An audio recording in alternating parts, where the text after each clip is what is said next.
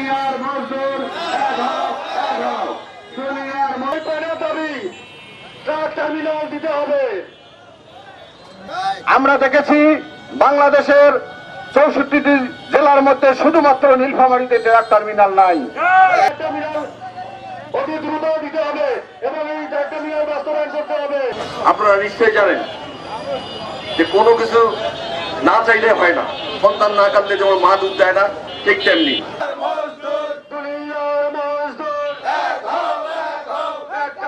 আমাদের প্রাণের দাবি নীলফামারীতে একটি বাইপাস সড়ক হলে আমাদের শহরে যানজট কমে যাবে, আমরা অ্যাক্সিডেন্ট থেকে বাঁচবো, আমাদের শহর নিরাপদ থাকবে।